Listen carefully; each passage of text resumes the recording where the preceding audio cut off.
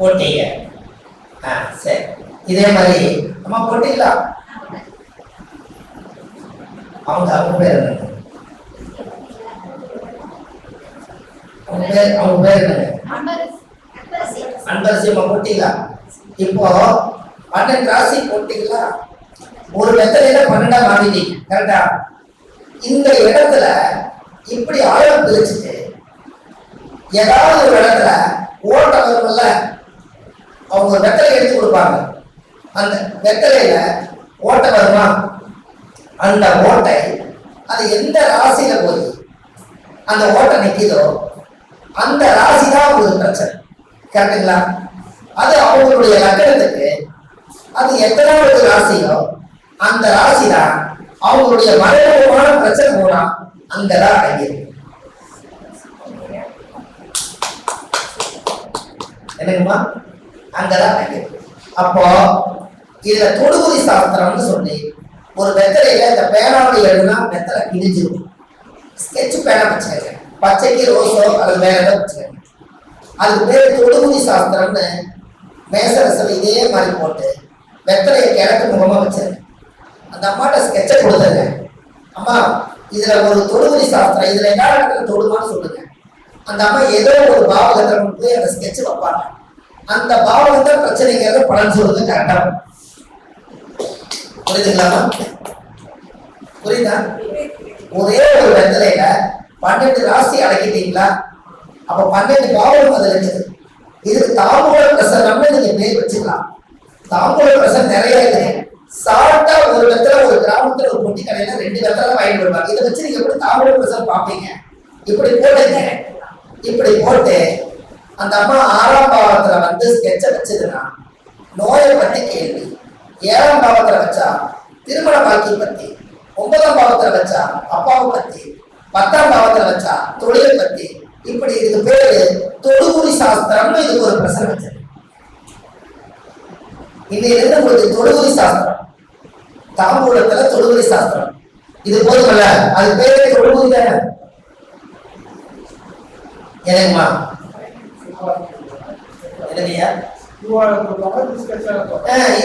இந்த அண்டரசியல் என்ன வித்தியாசமா பாக்குறாங்க ஜோசியம். நீ என்ன ஜோசியம் சொல்ற? நம்ம ஒரு வெத்தலை வச்சு கூட சொல்லிட்டாங்கப்பா, அவங்களுக்கு வேறவே வரல.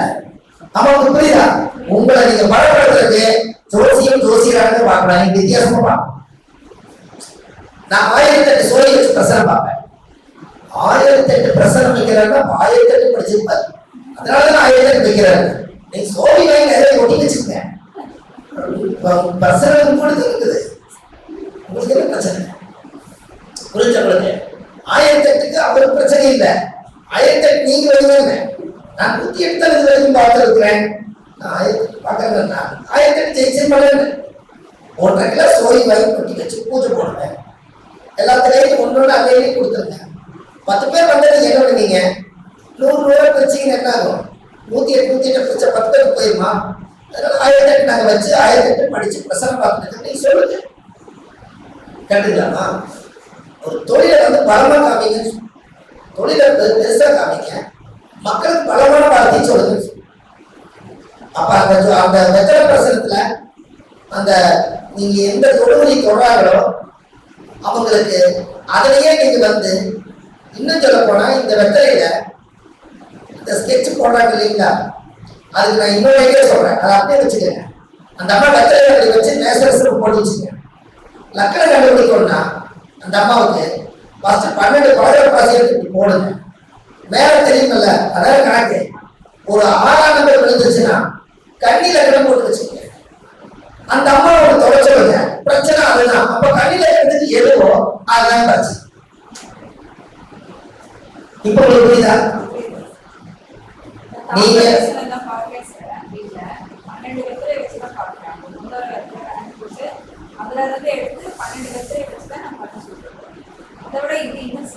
ரொம்ப சிம்பிளா எங்களுக்கு எல்லாமே ரொம்ப ஷார்ட்கட் தான்.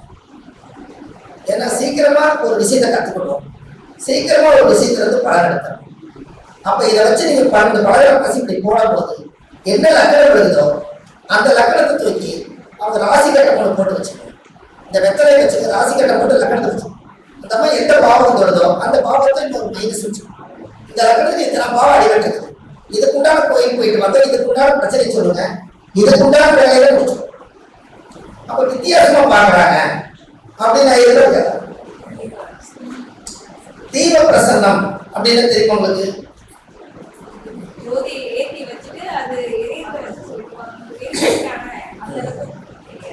ஆதி ஜோதி பிரசன்னம் நாம வச்சுக்கணும். ஆதியில ஜோதி பிரசன்னம், ஆதி ஜோதி பிரசன்னம்.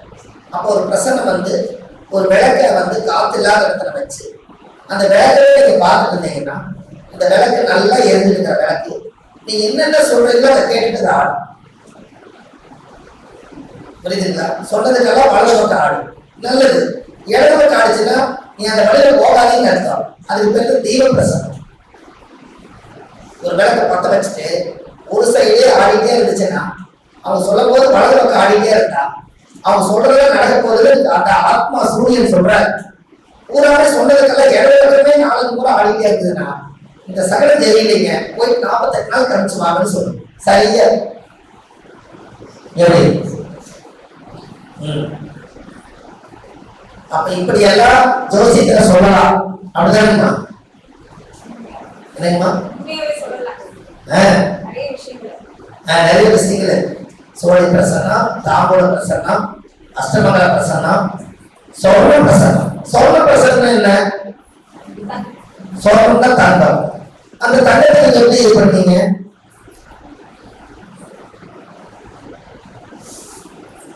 அந்த தங்கம் ஒரு குழந்தை கூடியிருக்காங்க, குழந்தையும் தெய்வமும் ஒன்று கரெக்டுங்களா? அப்போ குருல குழந்தை, குழந்தை கையில ஒரு தங்க காசு கையில் கொடுக்குற கொஞ்சம் பூவு 9 நவதானியம், அந்த தங்கத்துல 1 கிராம் காசு இதை கொடுத்து உங்க ஜாதகத்தை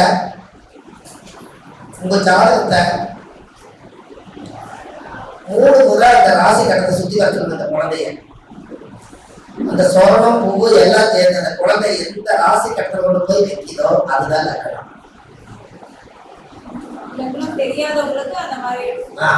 சோரண பிரசனம் தங்கம்ங்கிறது நேர்மை. அப்ப சோரண பிரசனம் அதை வச்சு வைக்க, அதை வச்சு அன்றைய கோச்சார கிரகத்தை எழுதி இந்த லக்கணம் கண்டுபிடிக்கிறதுக்கு அந்த குழந்தைக்கு தெரியாது. அந்த தங்கத்தோட அதை வைக்கிறது பாருங்க, அது சோரண பிரசனம். குழந்தை தெய்வம் ஒண்ணு. நான் இந்த லக்கணத்துலதான் இவங்க பிறந்தாங்க சொல்லும், அங்கிருந்து நீங்க எடுத்துருக்கேன். எப்படிமா எத்தனை பிரசனங்கள் வருதுல்ல? இதெல்லாம் ஆதி காலமா இல்லையா?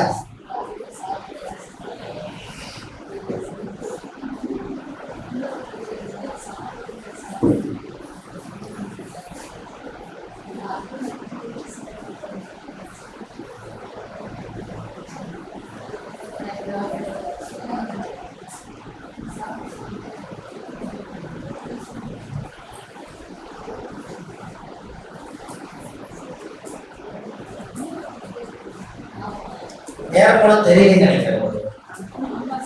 மணி 5க்கு மேல ஆச்சு. இப்போ 5 மணி எத்தனை நிமிஷம் ஆச்சுங்க?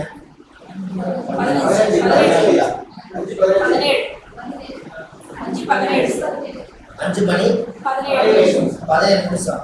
அப்போ கரெக்டா 6 எங்க விழுகும்?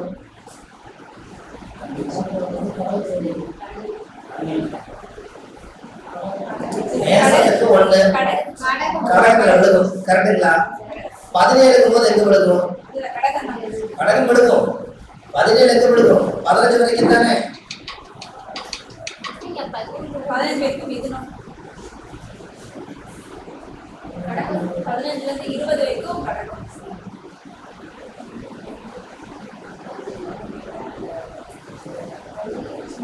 நீங்க கடகத்துலதான் இருக்குது. கடகத்துல புனர்பூச நட்சத்திரம் 17 நிமிஷம்னா 15 கழிச்சிருங்க, 2 நிமிஷம் தான் இருக்குது. அந்த 2 நிமிஷத்துக்குள்ள புனர்பூச நட்சத்திரம் தான் நிற்கும். புனர்பூச நட்சத்திரத்துக்கு அதிபதியா குருவுடைய நேரம் என்ன? அப்ப 4ஆம் இடம் உங்க கையில மஞ்சள் இருக்கா? 7ஆம் இடம் இல்லையா?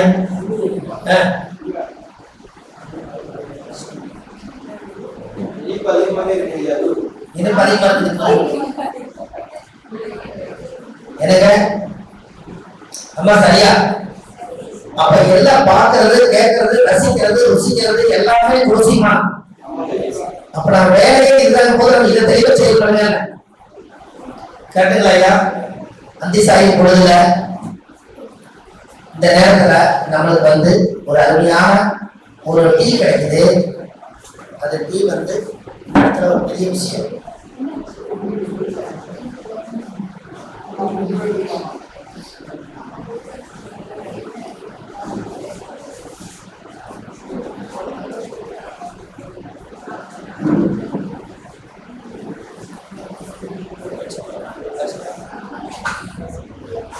இந்த ஒரு கிளாஸ் நடக்கும்னா தெரியல, திடீர்னு ஒரு பிரேக் மாதிரி, அதாவது போற ட்ரெயினை நிறுத்தி ஏறி உட்கார மாதிரி ஐயா திடீர்னு யாராலும் சொல்லி வேகமா சொன்னபடி இவரு ஐயா என் வாய்ப்பு இருந்தா கொஞ்சம் பேசுங்களேன் அப்படின்னாரு.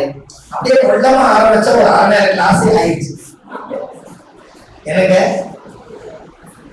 நான் சொல்லியிருக்கேன், அதெல்லாம் ஒன்றும் பிரச்சனை இல்லை, நீங்க எத்தனை பேர் வேணாலும் படிக்கலாம். நம்ம 1330 பரிகாரத்தை உலகத்துக்கு எளிமையா கொடுத்துட்டு தான் புக்கு ரிலீஸ் ஆகும். அதுக்குள்ள யாரெல்லாம் கத்துக்கிறீங்களோ ரொம்ப சந்தோஷம். நாளைக்கு நம்ம ஏதாவது ஒரு மீட்டிங்ல சந்திச்சாலும் கூட ஐயா இந்த மாதிரி நான் சொன்ன பரிகாரங்கள் எல்லாம் நான் நிறைய சொல்லி நல்ல பேர் வாங்கிட்டுன்னு சொல்றீங்கல்ல, அப்ப என்னுடைய ஞாபகம் வரும். அது ஒண்ணு போதும் ஐயா, அது ஒண்ணு போதும், வேற ஒண்ணு வேண்டியது. ஏன்னா அதுக்கு நம்ம இவ்வளவு உழைக்கிறோம். காசு பணம் இதுல இருந்து எந்த இதுவுமே வேண்டாம். எல்லாமே ஒரு நல்ல ஒரு இலவசமா மக்களுக்கு போய் கடவுள் கொடுத்த வரப்பிரசாதத்தை காசாக்க கூடாது. எளிமையான பரிகாரத்தை உலகத்துக்கு சமர்ப்பணம் பண்ணணுங்கிற ஒரு நோக்கம் தான். அப்படியே சொல்லி சொல்லி 400-500 பரிகாரம் வந்துருச்சு. இன்னும் உலகத்துக்கு கொஞ்சம் சொல்லிக்கணும்னா 1330 பரிகாரம் திருக்குறள் மாதிரி வந்தோம். நேற்றுக்கு கூட ஒரு புக் எழுதிட்டு இருந்தேன். கணவன் மனைவி யாராவது 2 பேர் பிரிஞ்சிருந்தாங்கன்னா அவங்களுக்கு திருவள்ளுவருடைய புக்கு, திருவள்ளுவருடைய திருக்குறள் தலைமை